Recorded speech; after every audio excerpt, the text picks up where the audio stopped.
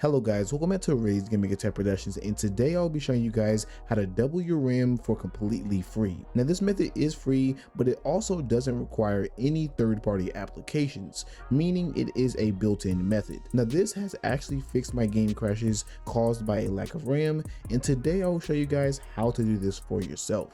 Let's get into it. Now the first thing you need to do is open Control Panel, System and Security, System, and then this window will open. Then all you need to do is click Advanced System Settings. Once you do that, you just want to go to Performance and click Settings, then Advanced. Then you will see virtual memory. This is what we will be using today to double your RAM. So basically what this does is it is virtual memory, and it uses your drive's space to store the files or the data that you would normally store inside of your RAM. So for me, as you guys can see, I have 16 gigabytes of RAM, and that's where they store all of the data and files and all. You guys already know, but they store data inside of the RAM, and sometimes you run out of RAM. For instance, for me, I actually made a video already about running into issues with Far Cry in the loading screen. My game would crash because it was running out of RAM, and then I went to my virtual memory and added the right amount of virtual memory that would work for me, and I haven't gotten any issues since I did that. So as you guys can see, I have my virtual memory, and it is at 20,000 megabytes. Now this is completely preference, and you can change it to whatever you want, but the one tip I will give you is I'm pretty sure if you set it too high, things can get bad. So you don't want to set it to something like 40,000. That's basically 40 gigabytes of space allocated just to virtual memory, and I doubt a system will need that much. So I would say 20,000 is what you should start with, because that works for me. And then maybe if you find that you need some space, you can always take it out.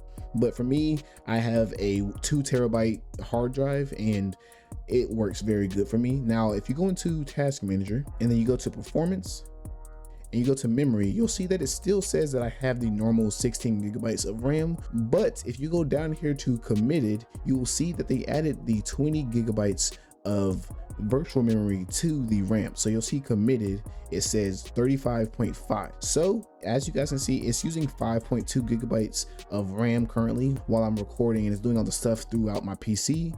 But I'm not fully sure if I can see how much is being used from the virtual memory. I'm not sure if paged pull is. In case paged pull is what it is, as you guys can see, 589 megabytes of the data that is normally inside of the RAM is currently inside of, basically it's inside of that space that you allocated. So the way this works is instead of the data being sent to your RAM to store, so you can see right here 5.3 gigabytes is currently being stored inside of the RAM. Instead of it being stored there, it will be stored inside of whatever space you allocated from your hard drive.